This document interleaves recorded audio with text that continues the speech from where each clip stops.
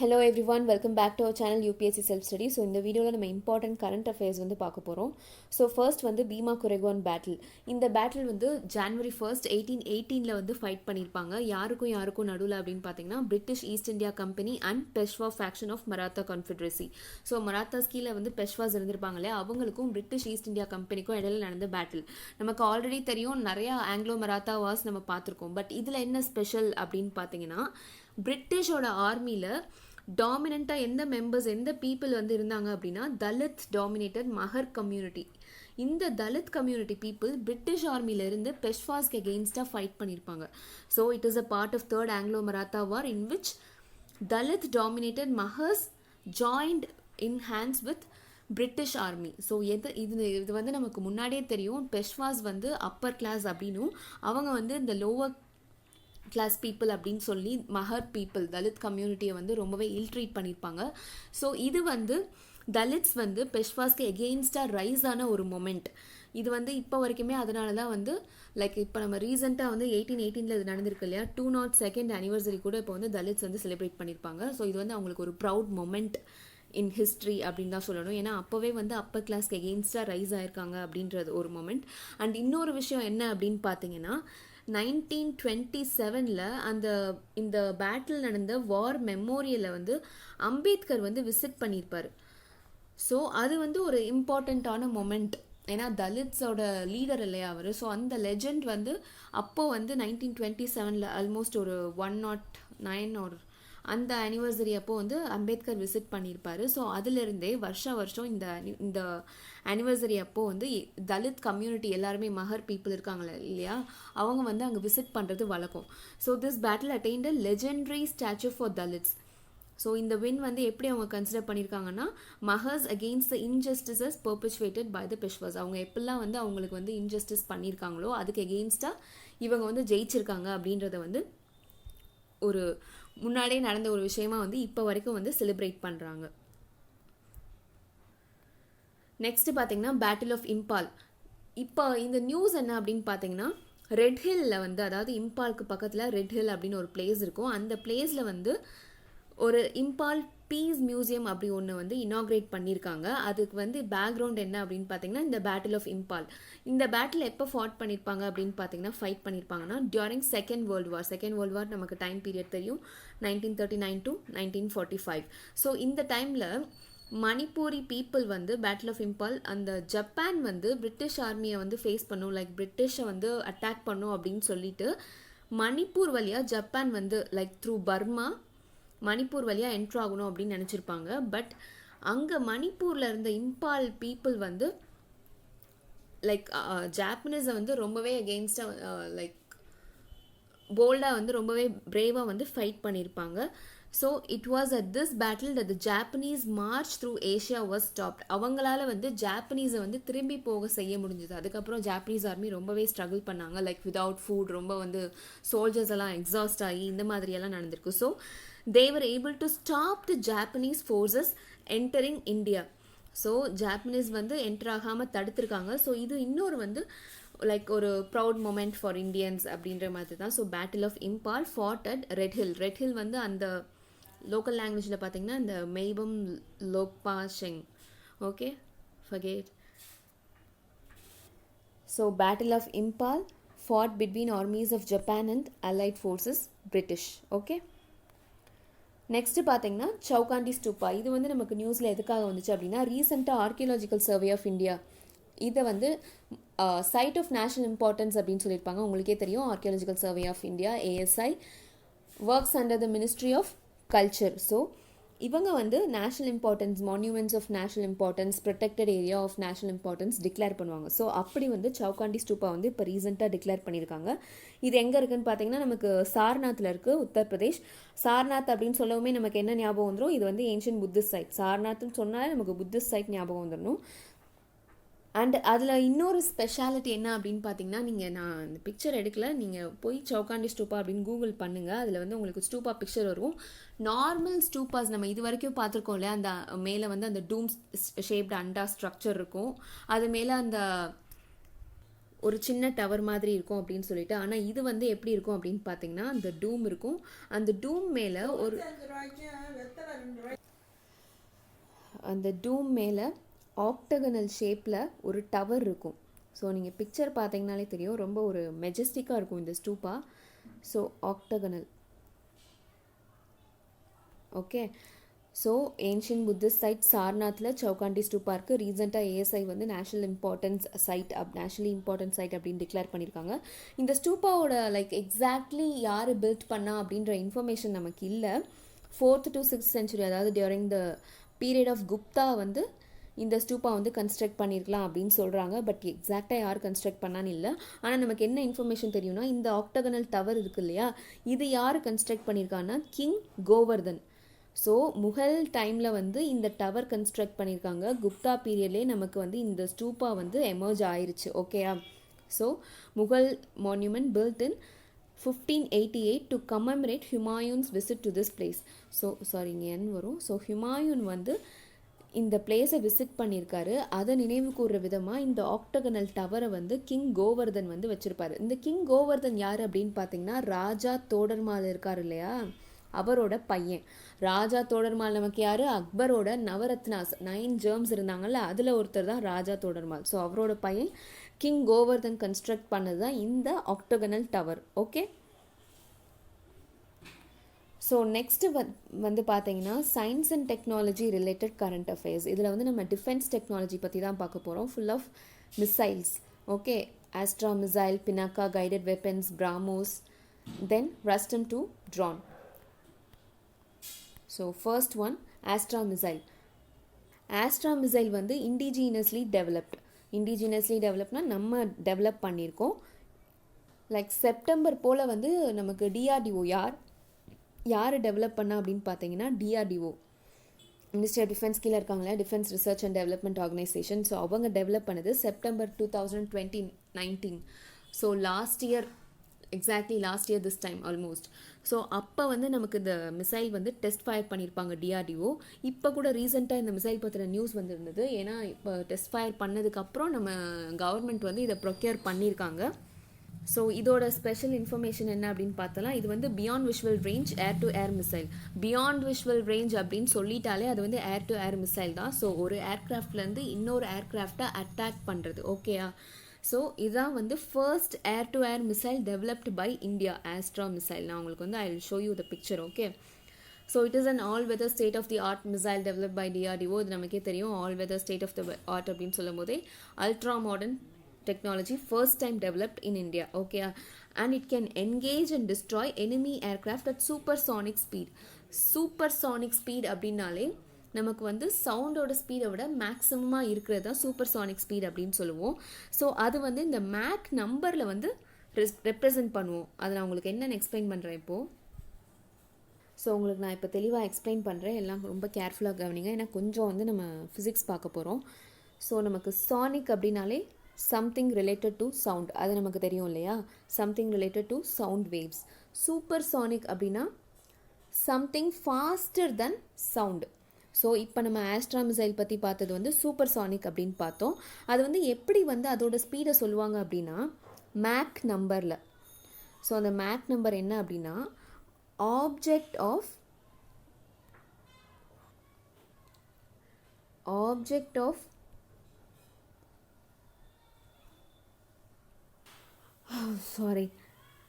Speed of the object. இந்த இடத்துல நமக்கு வந்து speed of the aircraft to the speed of sound. So divided by speed of sound. இதில் ஒரு value கிடைக்கும் இல்லையா, ஒரு ரேஷியோ, அதுதான் வந்து ஒரு நம்பர் கிடைக்கும். அதுதான் வந்து நம்ம மேக் நம்பர் அப்படின்னு சொல்கிறோம். ஸோ ஏர்னஸ்ட் மேக் அப்படின்றவரை கண்டுபிடிச்சிருப்பாரு. ஸோ அதை வச்சு நமக்கு வந்து மேக் நம்பர் அப்படின்னு சொல்லுவோம்.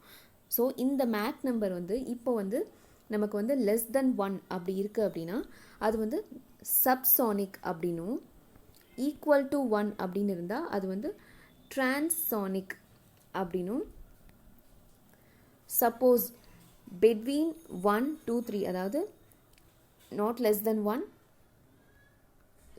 greater than 1 and less than 3 அப்படின்னா நமக்கு வந்து அது சூப்பர்சானிக். ஸோ சூப்பர்சானிக்கோட வேல்யூ என்ன, பிட்வீன் 1 to 3 இருந்தால் அது வந்து supersonic.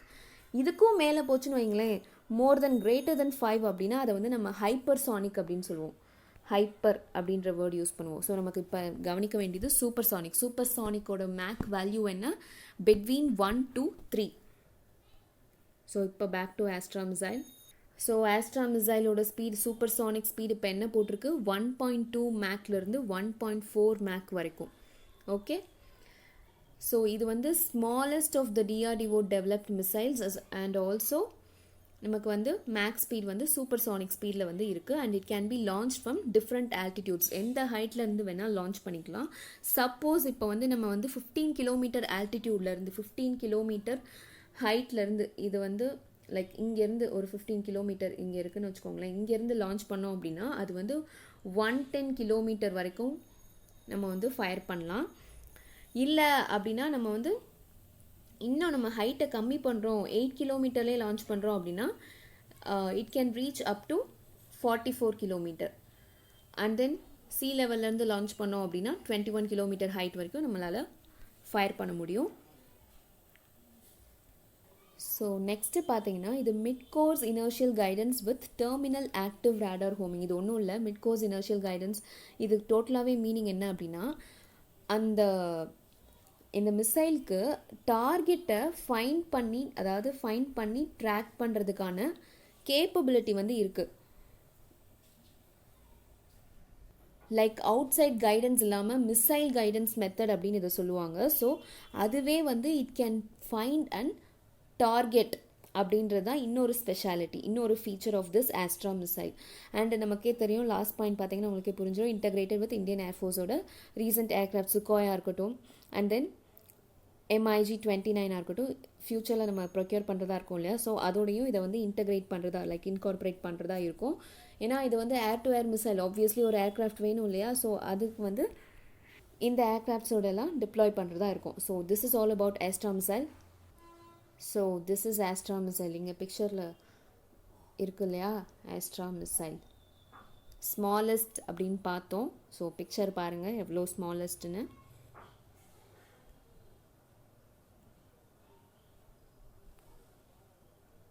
So moving on to the next missile, next weapon. This is Pinaka guided weapons. இதுவும் indigenously developed and the same DRDO.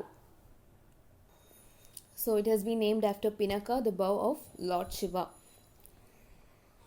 ஆரம்பத்தில் வந்து 30 to 40 கிலோமீட்டர் ரேஞ்ச் ராக்கெட்டாக இருந்தது, பட் இப்போ வந்து 70 to 80 கிலோமீட்டர் வந்து பண்ணியிருக்கோம்.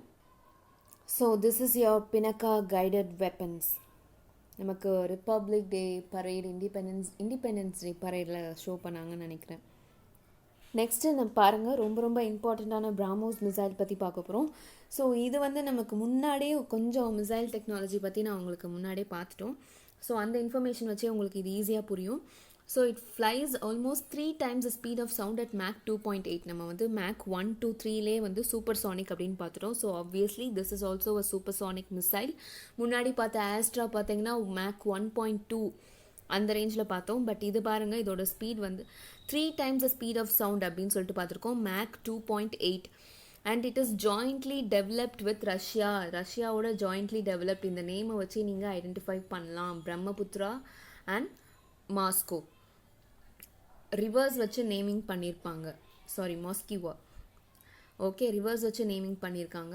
And then it is a medium range ramjet supersonic cruise missile, ballistic missile அப்படின்னு சொல்லிட்டு நமக்கு டைப்ஸ் ஆஃப் மிசைல்ஸ் நிறையா இருக்கும். ஸோ அதில் வந்து இது cruise missile and it has a range of 290 kilometre. And so surface to air missiles, அதாவது நமக்கு ஏரில் இருக்கும்போது ஃப்ரம் த சர்ஃபேஸ் வந்து லைக் வார்ஷிப்லேருந்தோ எங்கே இருந்தோ லான்ச் பண்ணும், லைக் பிராமோஸ் மிசைல் அட்டாக் பண்ணும் அப்படின்னு நினச்சாலும் it's very very difficult to detect அப்படின்ற ஒரு விஷயம். ஸோ எனிமி வந்து நம்மளை வந்து ட்ராக் பண்ணும் அப்படின்னு நினச்சா ரொம்பவே கஷ்டம், முடியாது அப்படின்றது தான் இதோட இன்னொரு special feature. Then it is the fastest cruise missile. நம்ம முன்னாடியே பார்த்துட்டோம் மேக்ஸ் ஸ்பீட் என்ன அப்படின்னு இன் த வேர்ல்ட். ஓகே, ஃபர்தராக இதோட ரேஞ்ச் வந்து can be extended up to 400 kilometre அப்படின்னு சொல்கிறாங்க. பட் இந்த ரெஸ்ட்ரிக்ஷன் வந்து எதனால் இருக்குது அப்படின்னு பார்த்தீங்கன்னா, முன்னாடி வந்து எம்டிசிஆர் நமக்கு வந்து சிடிபிடி இருக்குது, எம்டிசிஆர் இருக்குது. சிடிபிடியில் நம்ம இன்னும் சேரலை, பட் எம்டிசிஆரில் முன்னாடி வந்து நம்ம ஃபுல் மெம்பராக இல்லாதப்போ நமக்கு ரெஸ்ட்ரிக்ஷன்ஸ் இருந்தது. பட் ஆஃப்டர் 2016 வந்து நம்ம அதாவது நம்ம ஃபுல் மெம்பர் ஆனதுக்கப்புறம் வந்து சர்டன் ரெஸ்ட்ரிக்ஷன்ஸை வந்து லிஃப்ட் அவுட் பண்ணாங்க. அதுக்கப்புறம் பார்த்தீங்கன்னா இதோட ரேஞ்ச் 400 கிலோமீட்டர் வரைக்கும் நம்மளால் எக்ஸ்டெண்ட் பண்ண முடியும் அப்படின்னு சொல்லியிருக்காங்க. It is a multi platform. So யோசிச்சு பாருங்கள், மல்டி பிளாட்ஃபார்ம் அப்படிங்கிறப்போ from land, air and C வந்து லான்ச் பண்ணலாம். அண்ட் மல்டி கேப்பபிலிட்டி மிசைல் முன்னாடியே நம்ம பார்த்துட்டோம். அதோட கேப்பபிலிட்டி என்ன, லைக் ஃபாஸ்டஸ்ட் அப்படின்னு பார்த்துட்டோம். தென் க்ரூயிஸ் மிசைல் அப்படின்றப்போ டார்கெட்டை வந்து கரெக்டாக அக்யூரேட்டாக பின் பாயிண்ட் பண்ணி அடிக்கக்கூடிய வந்து இன்னொரு special feature. Then it can work in both day and night irrespective of the weather condition. So என்ன வெதராக இருந்தாலும் அது வந்து சமாளித்து ஒர்க் பண்ணும் அப்படின்றது இன்னொரு factor. Then it's operation with Indian army, navy and air force. முன்னாடி நம்ம பார்த்துட்டோம் இட்ஸ் அ மல்டி பிளாட்ஃபார்ம் அப்படின்னு. ஸோ ஆப்வியஸ்லி 3 ஃபோர்ஸஸ்லையும் நம்மளால் யூஸ் பண்ண முடியும் BrahMos missile. So this is your BrahMos missile. See how majestic. So BrahMos can be launched from land, air and sea. Okay. So the next one is Rustem 2 drone. Rustem 2 வந்து Tran, உங்களுக்கே தெரியும் Tran பற்றி நம்ம நிறையா வந்து இப்போ recent டைம்ஸில் கேள்விப்பட்டுருக்கோம் இந்த COVID-19 சமயத்தில். ஆக்சுவலி ட்ரான்ன்றது நம்ம காமனாக யூஸ் பண்ணுறது. பட் என்ன டேர்ம் யூஸ் பண்ணுவாங்க அப்படின்னா ஏரியல் வெஹிக்கிள் அப்படின்னு தான் சொல்லுவாங்க. ஸோ ஏரில் ட்ராவல் பண்ணுறதுனால it's known as aerial vehicle. Okay. இந்த Rustem 2 என்ன அப்படின்னு பார்த்தீங்கன்னா medium altitude, long endurance. Like endurance பார்த்தீங்கன்னா ரொம்பவே லாங் பீரியட் இருக்கும். Unmanned aerial vehicle. It's also developed by DRDO. So நம்ம இது வரைக்கும் பார்த்தது எல்லாமே DRDO தான், except BrahMos because it's developed along with Russia. Okay. இதோட அப்ஜெக்டிவ் என்னன்னு பாருங்கள், to carry out surveillance for the armed forces with an endurance of 24 hours. So 24 hours surveillance வந்து நமக்கு இந்த Rustem 2 ட்ரான் மூலமாக கிடைக்கும். இதுவும் for the use of all 3 services, all 3 forces, நமக்கு ஆர்மி, நேவி, ஏர்ஃபோர்ஸ் எல்லாத்தோட யூஸுக்கும் இது வந்து டெவலப் பண்ணியிருக்காங்க. For intelligence, surveillance and reconnaissance, ISR அப்படின்னு சொல்லிட்டு இந்த 3 ஆப்ரேஷன்ஸ்க்குமே 3 சர்வீசஸ்மே யூஸ் பண்ணிக்கலாம். அண்ட் இதோட ஃப்ளையிங் கெப்பாசிட்டி பாருங்கள், it can fly at over 22,000 feet and is a long endurance UAV that has an approximate flight time of 20 hours. So MALE UAV தான் முன்னாடி நம்ம ஃபர்ஸ்ட் லைனில் பார்த்தோம் இல்லையா, medium altitude long endurance unmanned aerial vehicle. Short form தான் இந்த மேல் UAV அப்படின்ற ஒரு அப்ரிவியேஷன். நெக்ஸ்ட் பாயிண்ட் பாருங்கள், இதோட பேலோட்ஸ் கேரி பண்ணுற கெப்பாசிட்டி பாருங்கள். It can carry a variety of payloads at a speed of 280 km/h. என்னென்ன பேலோட்ஸ்லான்னு சொல்லிட்டு கொஞ்சம் ஒரு லிஸ்ட் கொடுத்துருக்காங்க, அதையும் நல்லா ஞாபகம் வச்சுக்கோங்க. ஸோ உங்களுக்கு வந்து கொஸ்டின்ஸில் வந்து it can carry only certain type of payload அப்படின்னு கேட்டாங்கன்னா no, it can carry a variety of payloads like medium range electro optic, then long range electro optic, then synthetic aperture radar, electronic intelligence ELINT. So இது எல்லாமே இந்த பேலோட்ஸ் எல்லாமே இந்த ட்ரோனில் carry பண்ணலாம். So this is your Rustem 2 drone. Okay. Unmanned aerial vehicle for the operation of all the 3 services, developed for the use of all the 3 services, Army, Navy and Air Force. So moving on to the next subject, tiger reserves in news. இதில் வந்து நமக்கு வந்து என்னென்ன tiger ரிசர்வ்ஸ்லாம் பாஸ்டில் நம்ம பார்த்துருக்கோம், like past 1 year or so, அதெல்லாம் இப்போ வந்து நம்ம பார்க்க போகிறோம். First and foremost Bandipur tiger reserve. So இது வந்து கர்நாடகாவில் இருக்குது. Second highest tiger population in India. So it has the second highest tiger population, Bandipur Tiger Reserve in Karnataka. And it is also the part of Nilgiri Biosphere Reserve. So Biosphere Reserve ஓட ஒரு பகுதியாக Bandipur Tiger Reserve இருக்குது. And இன்னொரு முக்கியமான விஷயம், it shares its boundary with 3 other national parks. அது என்னென்னா பார்த்தீங்கன்னா Nagarhole national park, Wayanad wildlife sanctuary, then Mudumalai national park.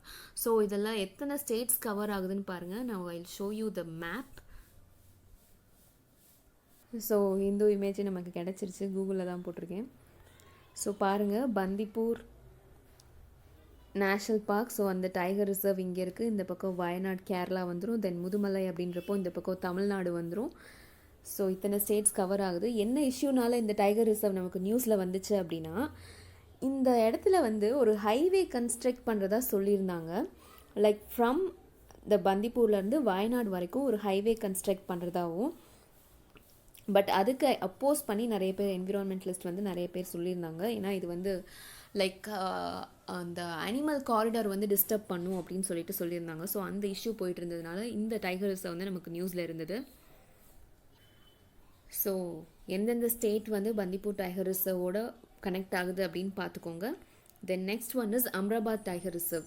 இதுவும் one of the largest tiger reserve in our country.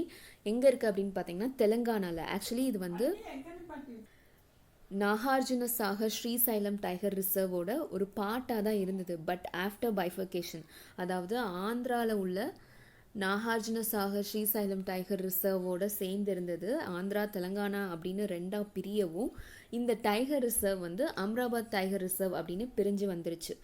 So Andhra part வந்து Nagarjuna Sagar Srisailam tiger reserve. From Telangana we have Amrabad tiger reserve. ஓகேயா? இங்கே வந்து PVTG இன்னொரு fact, முக்கியமான ஃபேக்ட் என்னன்னு பார்த்துக்கோங்க. பர்டிகுலர்லி வல்னரபிள் ட்ரைபல் குரூப் சென்ச்சூஸ் அந்த ட்ரைபல் பீப்புள் வந்து இங்கே இருக்காங்க. Like they are living along with this tigers and wild animals. ஏன்னா அவங்களுக்கு வந்து they are use to it. So அவங்க வந்து they didn't create any ecological imbalance so far. They are able to cope with these wild animals அப்படின்றது தான் இன்னொரு ஒரு முக்கியமான விஷயம். ஸோ அம்ராபாத் டைகர் ரிசர்வோட அசோசியேட் ஆன ட்ரைப்ஸ் யார்? Chenchus tribe and they are PVTGs. Okay. And in 2017 வந்து endangered species of mouse deer was reintroduced here. So mouse deer அப்படின்றது நமக்கு ஆல்ரெடி என்டேஞ்சர் அப்படின்னு அனௌன்ஸ் பண்ணியிருக்கோம். ஸோ அதை வந்து இந்த டைகர் ரிசர்வில் வந்து ரீஇன்ட்ரோ பண்ணியிருக்காங்க இன் 2017. ஸோ இதை விட இந்த சென்ச்சூஸ் அண்ட் தே ஆர் பிவிடிஜிஸ் அப்படின்ற ஃபேக்டை நல்லா ஞாபகம் வச்சுக்கோங்க. The next one is Kaval Tiger Reserve and it is also in Telangana. It is located along Shayadri mountain ranges in Telangana. So இந்த mountain ranges கீழே வருது Shayadri mountain ranges. And another more important fact is 2 rivers flow towards the south of the sanctuary. So 2 river Godavari and Kadam river வந்து அந்த sanctuaryக்கு south side வந்து flow ஆகுது. So 2 river பார்த்துட்டோம் இது வரைக்கும். ஏன்னா உங்களுக்கு வந்து கண்டிப்பாக கேட்பாங்க, ஏதாவது ஒரு சாங்சுரியோ டைகர் ரிசர்வோ கொடுத்துட்டு this river bosses through this sanctuary, bosses through this tiger reserve அப்படின்னு கேட்டால் உங்களுக்கு வந்து கரெக்ட் ஆர் இன்கரெக்ட் அப்படின்னு சொல்ல தெரிஞ்சிருக்கணும். So here we have Kawal tiger reserve which flows across Godavari and Kadam rivers. And இதோட மேஜர் லைக் சேலஞ்சஸ் என்ன இப்போ நம்ம ஃபேஸ் பண்ணியிருக்கோம் அப்படின்னு பார்த்தீங்கன்னா human encroachments. Obviously it's an inevitable அப்படின்னு சொல்லலாம், inevitable factor. Then rampant poaching, then it can be prevented but still இப்போ வரைக்கும் நமக்கு தெரியாமல் நிறைய நடந்துட்டு தான் இருக்குது. Then again illegal wood felling and habitat loss of those wild animals. So இதெல்லாமே தான் இதோட ஒரு சேலஞ்சஸ் அப்படின்னு சொல்லலாம். கவால் டைகர் ரிசர்வ் ஃபேஸ் பண்ணிட்டு இருக்கிற challenges. The next one is Satpura Tiger Reserve. இது எங்கே இருக்குது அப்படின்னு பார்த்தீங்கன்னா சத்புரா லேண்ட்ஸ்கேப். நான் சத்புரா அப்படின்னு சொல்லும்போதே எனக்கு இப்போவே சொல்லும்போதே விந்தியாஸோட சேர்ந்து தான் வருது பேர். ஸோ இட் இஸ் இன் மத்திய பிரதேஷ். இதை நல்லா ஞாபகம் வச்சுக்கோங்க. சத்புரா டைகர் ரிசர்வ் மத்திய பிரதேஷில் south of Narmada river. So முன்னாடி நம்ம கோதாவரி அண்ட் கடாம் ரிவர்ஸ் பற்றி பார்த்தோம். அண்ட் இது வந்து south of Narmada river we have Satpura tiger reserve. இதில் வந்து நமக்கு 3 ப்ரொடெக்டட் ஏரியாஸாக இருக்குது. ஸோ சத்புரா டைகர் ரிசர்வ் இருக்கிற இடத்துல நமக்கு வந்து சத்புரா நேஷனல் பார்க் இருக்குது, தென் போரி சாங்சுவரி இருக்குது, தென் பஞ்ச்மார்ஹி வைல்ட் லைஃப் சாங்சுவரி இருக்குது. ஸோ இந்த 3மே ப்ரொடெக்டட் ஏரியாஸ் அங்கே இருக்குது. தென் இங்கே ரிவர் அசோசியேட் ஆகுறது என்ன அப்படின்னு பார்த்தீங்கன்னா டென்வா ரிவர். ஸோ இந்த பார்க்கோட மேஜர் வாட்டர் சோர்ஸே எது அப்படின்னு பார்த்தீங்கன்னா டென்வா ரிவர் தான். ஸோ டைகர்ஸ் தவிர்த்து இங்கே வேறு என்னென்ன அனிமல்ஸ் அண்ட் பேர்ட்ஸ் எல்லாம் இருக்குன்னு பார்த்தீங்கன்னா முன்னாடி நம்ம பார்த்துட்டோம் சாங்சுவரிஸ் நிறையா இருக்குது அப்படின்னு சொல்லிட்டு. ஸோ இருக்கிற பேர்ட்ஸ்லாம் பார்த்தீங்கன்னா blackbuck, leopard, dhole, Indian gaur, Malabar, pied hornbill, Malabar whistling thrush. So pied hornbill, Malabar அப்படின்னு பார்த்தவொடனே நீங்கள் வந்து கேரளா அப்படின்னு நினைக்கலாம். But it is also in Madhya Pradesh, especially in this Satpura protected area. Okay. And Madhya பிரதேஷோட ஸ்டேட் பேர்டும் இங்கே இருக்குது.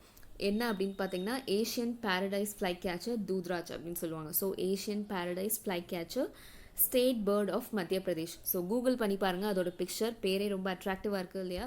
So Asian paradise flycatcher state bird of Madhya Pradesh, Satpura tiger reserve.